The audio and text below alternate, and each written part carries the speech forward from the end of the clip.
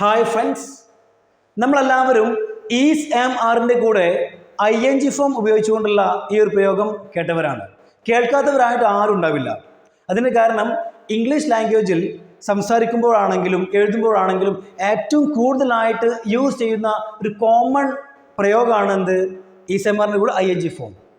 ഇനി ഇത് എവിടൊക്കെയാണ് ഉപയോഗിക്കേണ്ടത്, എന്താണ് ഇതിൻ്റെ യഥാർത്ഥ അർത്ഥം എന്നൊക്കെ നമ്മൾ ഈ ഒരു വീഡിയോയിലൂടെ ശരിക്ക് പഠിക്കാൻ പോവുകയാണ്. അപ്പോൾ ഈസ് ആം ആറിൻ്റെ കൂടെ ING ഉപയോഗിക്കുന്ന ഈ ഒരു പ്രയോഗത്തെ നമ്മൾ വിളിക്കും പ്രസൻറ്റ് കണ്ടിന്യൂസ് ഫോം. എന്താ വിളിക്കുക? പ്രസൻറ്റ് കണ്ടിന്യൂസ് എന്ന് വിളിക്കുക. എന്ന് പറയാം, ഈസ് ആം ആറിൻ്റെ കൂടെ ING ഉപയോഗിക്കുന്ന ഈ ഒരു പ്രയോഗത്തെ നമ്മൾ പ്രസൻറ്റ് കണ്ടിന്യൂസ് എന്നാണ് വിളിക്കുക. ഓക്കെ, ഇനി ഇത് നമ്മൾ മെയിനായിട്ട് രണ്ട് കാര്യങ്ങളെ കുറിച്ച് പറയാനാണ് ഉപയോഗിക്കുക. ഒന്നാമതാണ് ഇപ്പോൾ സംഭവിച്ചുകൊണ്ടിരിക്കുന്ന കാര്യങ്ങളെക്കുറിച്ച്. എന്താണ്? ഇപ്പോൾ സംഭവിച്ചുകൊണ്ടിരിക്കുന്ന കാര്യങ്ങളെക്കുറിച്ച് പറയാനാണ് നമ്മൾ ഒന്നാമതായിട്ട് എന്ത് ഉപയോഗിക്കുക? Present continuous form is am ആറിൻ്റെ കൂടെ ING ഉപയോഗിച്ചുള്ള പ്രയോഗം. ഞാൻ ഒരു ഉദാഹരണം പറയാണ്. നിങ്ങളുടെ ഒരു കൂട്ടുകാരൻ പുറത്ത് കളിച്ചുകൊണ്ടിരിക്കുകയാണ്.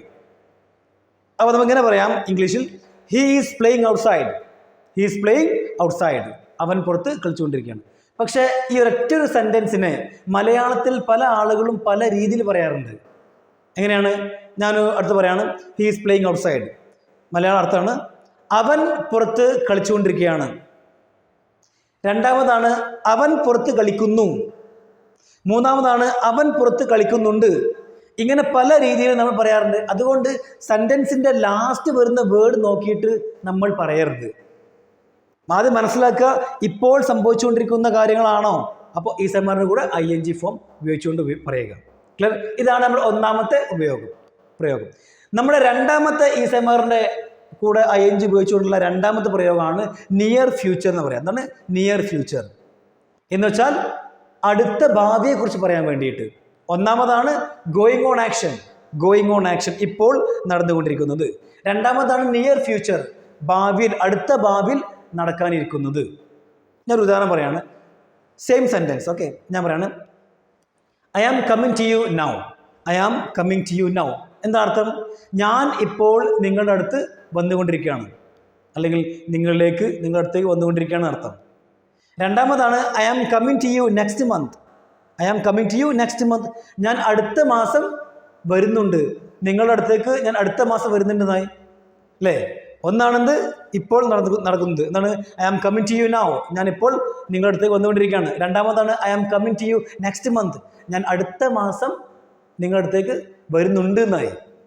അപ്പം അങ്ങനെ നമ്മൾ ഭാവിയെ കാണിക്കുന്ന ടൈം ഉപയോഗിക്കുകയാണെങ്കിൽ അവിടെ മീനിങ് വരുന്നതാണ് ചെയ്യുന്നുണ്ട് എന്നായി. എന്താണ്? ചെയ്യുന്നുണ്ട് എന്നായി. ഇനി നമുക്ക് ഉദാഹരണങ്ങൾ നോക്കാം, അപ്പോൾ കൂടുതൽ മനസ്സിലാകും. ഓക്കെ, ഈ ഒരു ടേബിൾ ഒന്ന് പരിചയപ്പെടാം. ഈ ടേബിളിൽ നിങ്ങൾക്കറിയാത്തതായിട്ടുള്ള വേർഡ്സുകൾ ഇല്ല എന്നുള്ളതാണ്. നോക്കാം. ഈസ് ആം ആർ മൂന്നിൻ്റെയും മീനിങ് ഒന്നാണ്. എന്താണ്? ആണ് അല്ലെങ്കിൽ ആകുന്നു. ആണ് അല്ലെങ്കിൽ ആകുന്നു.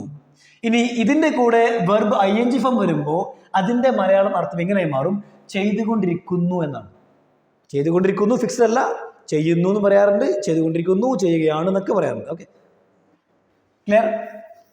ഇനി ഇവിടെ ഇതൊക്കെ അറിയാവുന്നതാണ്. ഇത് നമ്മുടെ ടൈമുകളാണ്. ഓക്കെ, ഇവിടുന്ന് ടുമോറോ ഉണ്ടോ, ടുനൈറ്റ്, ഇതൊക്കെ എന്താണ്? ഭാവിയെ കാണിക്കുന്ന ടൈമുകളാണ്. Okay, future times. ഇനി ഞാനൊരു ഉദാഹരണം പറയാണ്.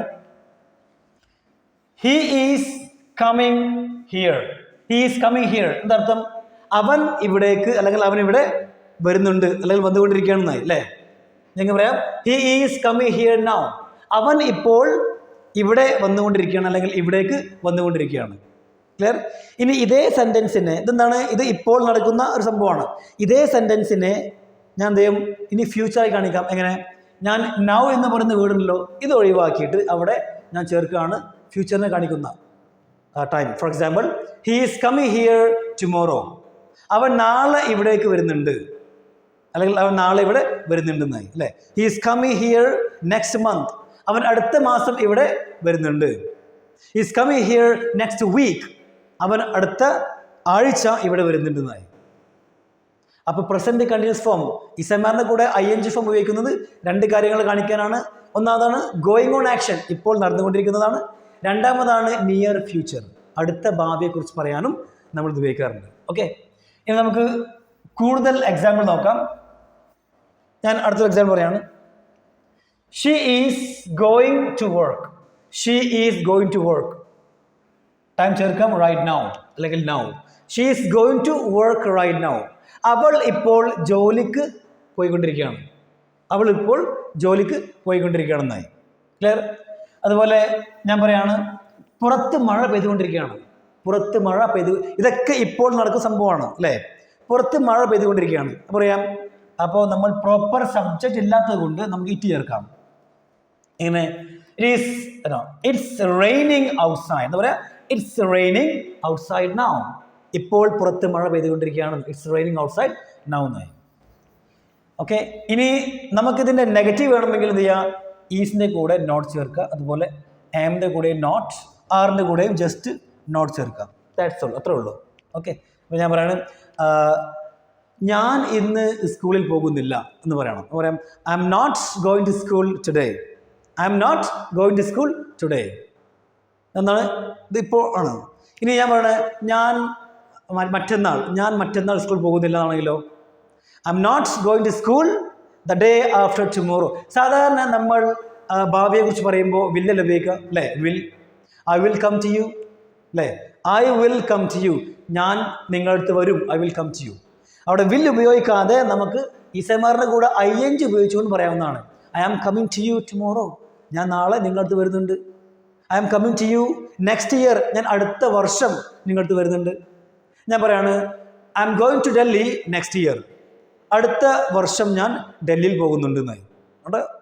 അപ്പോൾ നമുക്ക് ഇസമാറിൻ്റെ കൂടെ ING ഉപയോഗിച്ച് കഴിഞ്ഞാൽ നടന്നുകൊണ്ടിരിക്കുന്നതും അതുപോലെ future name, okay, near future name കുറിച്ച് പറയാവുന്നതാണ്. ഇനി എനിക്ക് പറയണം അവൾ ആരോടോ ഫോണിൽ സംസാരിച്ചുകൊണ്ടിരിക്കുകയാണ്. അവൾ ആരോടോ ഫോണിൽ സംസാരിച്ചു കൊണ്ടിരിക്കുകയാണ് എന്ന് പറയുമ്പോൾ ഷീൻ്റെ കൂടെ ഈസ് അല്ലെ? She is talking to someone. അവൾ ആരോടോ സംസാരിച്ചു കൊണ്ടിരിക്കുകയാണ്. ഇവിടെ ഓൺ ദ ഫോൺ, ഫോണിൽ. നൗ, ഇപ്പോൾ. അപ്പോൾ എന്തായി? She is talking to someone on the phone now. She is talking to someone on the phone now. ഇനി എങ്ങനെ നമുക്ക് ചോദ്യങ്ങൾ ചോദിക്കാൻ നോക്കാം എന്നാണ്. ചോദ്യങ്ങൾ ചോദിക്കാം, സിമ്പിളായി ചോദിക്കാവുന്നതാണ്. ഇങ്ങനെ നമ്മൾ ചോദ്യങ്ങൾ ചോദിക്കുമ്പോൾ ഈസ്, ആം, ആർ ഈ മൂന്നിനെയും എന്ത് ചെയ്യുക? സബ്ജക്റ്റിന് മുന്നേ പറയാം, മുന്നേ കൊണ്ടുവരിക.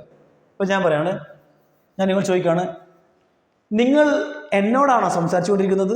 നിങ്ങൾ എന്നോടാണോ സംസാരിക്കുന്നത് പറയണം. നിങ്ങൾ എന്നോടാണോ സംസാരിക്കുന്നത്? ഓക്കെ. പറയാം ആർ യു. അപ്പോൾ യു അല്ലേ? യുവിൻ്റെ മുന്നേ ആർ ചേർക്കുക. Okay. Are you talking to me? Hello, are you talking to me? നിങ്ങൾ എന്നോടാണോ സംസാരിക്കുന്നത്? അല്ലെങ്കിൽ നിങ്ങൾ എന്നെയാണോ വിളിക്കുന്നത്? നിങ്ങൾ എന്നെയാണോ വിളിക്കുന്നത്? Are you calling me? Are you calling me? Are you calling me? ഈസമാർ ആദ്യം പറയാം, അത് കഴിഞ്ഞ് എന്ത് ചെയ്യുക? സബ്ജക്റ്റ്. ഓക്കെ. ഇനി ഞാനൊരു ചോദ്യം ചോദിക്കുകയാണ്. അവൾ ഇപ്പോൾ ലഞ്ച് കഴിക്കുകയാണോ? അവൾ ഇപ്പോൾ ലഞ്ച് കഴിക്കുകയാണോ? അപ്പോൾ അവളല്ലേ? ഷീ. അപ്പോൾ ഈസിനെ ആദ്യം പറയാം. ഈസ് എന്താ പറയാ? Is she having. നമ്മൾ സാധാരണ കഴിക്കുകയല്ലേ? കഴിക്കുക, ഈറ്റ്. കഴിക്കുക എന്ന് പറയുന്ന ഈ ഒരു ഈറ്റ് എന്ന് പറയുന്ന വേർഡിന് പകരമായിട്ട് കോമൺ ആയിട്ട് യൂസ് ചെയ്യുന്ന ഒരു വേർഡാണ് ഹാവ് എന്ന് പറയുന്നത്. ഓക്കെ. തീർച്ചയായിട്ടും ഹാവ് എന്ന് പറഞ്ഞാൽ ഉണ്ട് എന്നാണ്. അതിന് കഴിക്കുക, കുടിക്കുക എന്നുള്ള അർത്ഥമുണ്ട്. നമ്മൾ ഓൾറെഡി ഡിസ്കസ് ചെയ്തതാണ് അല്ലേ? അപ്പോൾ എന്തായി? Is she having lunch? Is she having lunch? അവൾ നൗ, അവൾ ഇപ്പോൾ ലഞ്ച് കഴിച്ചുകൊണ്ടിരിക്കുകയാണോ എന്ന അർത്ഥമായി. ഓക്കെ. ഇനി ഞാൻ പറയാണ്, ഓക്കെ, നിങ്ങളെ ആരോ പുറത്ത് കാത്തിരിക്കുന്നുണ്ട്. നിങ്ങളെ പുറത്ത് ആരോ കാത്തിരിക്കുന്നുണ്ട് എന്ന് പറയാം. someone is waiting for you outside. someone is waiting for you outside. ഇതുപോലെ നമുക്ക് ഒരുപാട് സെൻറ്റൻസുകൾ സിമ്പിളായിട്ട് ഉണ്ടാക്കാൻ കഴിയും. ഇനി നിങ്ങൾ കുറച്ച് സെൻറ്റൻസുകൾ ഉണ്ടാക്കി പ്രാക്ടീസ് ചെയ്യണം. ഓക്കെ. Thank you everyone.